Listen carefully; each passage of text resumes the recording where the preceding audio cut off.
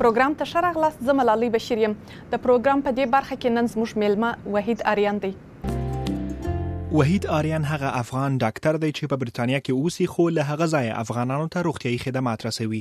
د ټیلیهیل په نوم یو روغتیايي اداره جوړه کړې چې شاوخوا 100 داوطلب ډاکټران په افغانستان، سوریه او افریقایي هیوادونو کې د انټرنیټ له لارې د ناروغانو وړیا درملنه کوي. د روان کال په اګست میاشت کې د برتانیې صدر اعظم تریزا می ډاکټر وحید ارین ته د پوینټ اف لایټ په نوم د برتانیې 980 جایزه ورکړه. ډاکټر وحید ارین ته په یو لیک کې مېرمن می ویلي ټیلیهیل اداره ژوند ژغوري او د ټکنالوژي په کارولو سره په ټوله نړۍ کې ډاکټران سره وصل کوي چې په جګړه ځپلو هیوادونو کې خلکو ته غوره روغتیايي خدمات ورسوي.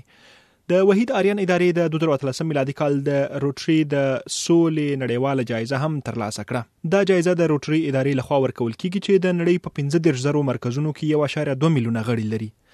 دا په کابل کې زیږیدلی او په 15 کلنۍ کې برتانیې ته تللی، چیرته چې د په کمبریج پوهنتون کې خپلې طبي زده کړې کړي. وروسته یې په هاروارډ او امپیریال پوهنتونونو کې هم زده کړې کړي. ټیلیهیل نه یوازې د ناروغانو درملنه کوي بلکې ډاکټران هم روزي. نن د وحید ارین د کار او ژوند په اړه خبرې کوو. ډیره زیاته مننه چې له موږ سره خبرې کوئ.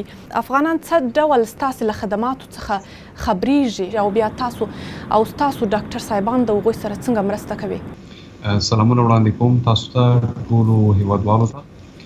بعد له سلامه، زموږ فعالیتونه په افغانستان او سوریه کې او په افریقا کې اوس موجود دي. ډاکټر صاحبان سره موږ مخکې نه اړیکې ټینګې کړې دي. له 2015 عیسوي کال نه راځي خواته په افغانستان کې او له 2013 کال نه راځي خواته د سوریه سره او څه کال هم په افریقا کې. پروسه ساده ده. په افغانستان کې مثال په ډول سره په شفاخانو کې ډاکټر صاحبان سره د سکایپ او واتساپ ګروپونه ورته جوړ کړي دي. له دې ګروپ نه دوی کولی شي کیس کوارډینیټر ته راواستي چې په افغانستان کې کوارډینیشن یا د دې دواړو ترمنځ د ډاکټر صاحبانو ترمنځ همکاري زه کوم. نو کیس کله چې ما ته راغی زه کیس واضح کوم له ډاکټر صاحب سره او بیا یو متخصص ته ورلیږم چې کېدای شي متخصص په اروپا کې یا په انګلستان یو بل مملکت کې. نو کله ځواب چې بیرته راغی بیا دا ځواب زه د ډاکټر صاحب ته افغانستان او سوریه ته ورسوم. نو موږ له سوشل میډیا یا هم له وایبر او له واتساپ او سکایپ نه استفاده کوو او یا د ټیکس په ذریعه یا د ټلیفون په ذریعه او یا هم د ویډیو په ذریعه. تاسو د یو داسې چا کیسه راته وکړئ چې ستاسو په نظر تاسو ته مهمه ده یا جالبه ده چې هغوی ستاسو د خدماتو له لارې ژوند یې ژغورل سوی وي. یو کیس موږ ته راغلی و د جلال آباد د آی سی یو نه یا له عاجلو برخو نه چې په هغه کې مریض و د کوما په حالت کې. د دې کیس په ارتباط سره ټول معاینات هم رالېږل سوي وو موږ ته، عکسونه هم رالېږل سوي وو او بیا زموږ متخصصین ورته هدایت وکړو د همکاري ورسره وکړله او د هغه مریض ژوند وژغورل شو. په دې کې دا همکاري د جانبه ده. نو زموږ د کوم ډاکټر صاحبان هم چې کوم دي د افغانستان د ډاکټر صاحبانو نه هم زده کړې کوي، ځکه بعضې کیسونه چې هلته په افغانستان کې د هغه په اروپا او په امریکا او په کاناډا کې نشته ده. تاسو ویلي دي چې غواړئ چې په افغانستان کې او په نورو هیوادونو لکه سوریه او افریقایي هیوادونه تاسو یاد کړل مخکې چې په دغه ځای کې ناروغانو ته د نړیوالې کچې روغتیايي خدمات ورسوي. تاسو ته معلومه ده چې په افغانستان کې ښځې د زیږون د وجې څخه مړې کېږي یا ځینې کسان د له دې کبله مړه کېږي چې هلته د داسې ماشین لکه یو میډیکل وینټیلیټر چې هغه د انسان سږي فعاله ساتي هغسې ماشینونه نشته. نو آیا نړیوالو ستاسو سره په دې برخه کې چې د افغانستان روغتونونه مجهز کړي کومې مرستې کړې دي؟ دا ډېر ښه سوال دی. نو د کومو موضوعاتو ته تاسو اشاره وکړله، دې موضوعاتو کې وزارت صحت عامه ډېر کارونه کړي دي په دې کې.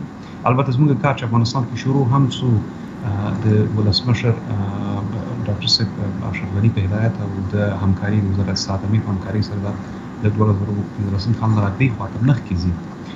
نو دوی د کارو کې شفاخانو ته زیات همکاریانې وزارت صحت عامه سره کړي دي، تادابونه دي، ډېرو کارونو یې ښه دي.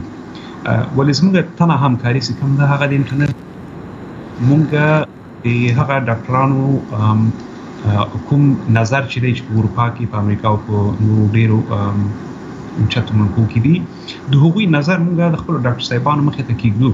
نو چې دوی د نظر ترې څنګه استفاده کوي هغه د ډاکټر صاحب خپل شخصي نظر دی ځکه چې مریض معالجه ډاکټر صاحب په افغانستان کې کوي یا په سوریه کې کوي نو په دې ډول زموږ همکاري ده او موږ نور د شفاخانو د آبادولو فند لرو او نه هم څه خاص همکاریان موږ سره سوي او تاسو د ټیلی هیل چې تاسو یو مؤسسه ده د هغه راتلونکی څه وړ وینئ؟